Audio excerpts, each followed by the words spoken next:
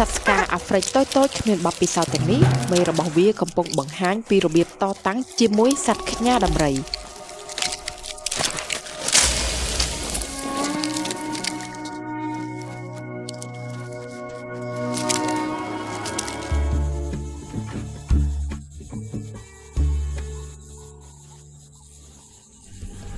ពីទីខ្ពស់សត្វស្ទាំងអាចមើលឃើញបញ្ហាមកពីចម្ងាយវាគឺជាការភ័យខ្លាចដ៏ធំបំផុតរបស់ពួកសត្វស្កាអាហ្វ្រិកបក្សីពណ៌ខ្មៅនេះមានឈ្មោះថា Drongos វាបានធ្វើសម្លេងព្រមានពួកសត្វស្កាអាហ្វ្រិកសញ្ញានេះអនុញ្ញាតឲ្យពួកសត្វស្កាអាហ្វ្រិកដឹងពីគ្រោះថ្នាក់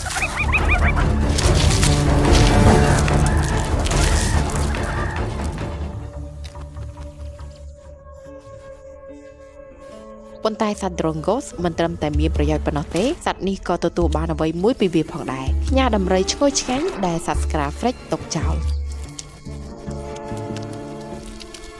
តោះថ្ងៃនេះ admin សូមណែនាំ app ebook ដែលមានសៀវភៅដូចជាសៀវភៅសេដ្ឋកិច្ចសៀវភៅអភិវឌ្ឍសមត្ថភាពសៀវភៅសហគ្រិនភាពសៀវភៅទីផ្សារសៀវភៅមុខចំនួនល្បីៗទាញយកតាមដំណរភ្ជាប់ខាងក្រោមនេះបង់ប្រាក់ជាមួយ ABA លោកអ្នកអាចស្ដាប់បានដោយស្វ័យប្រវត្តិ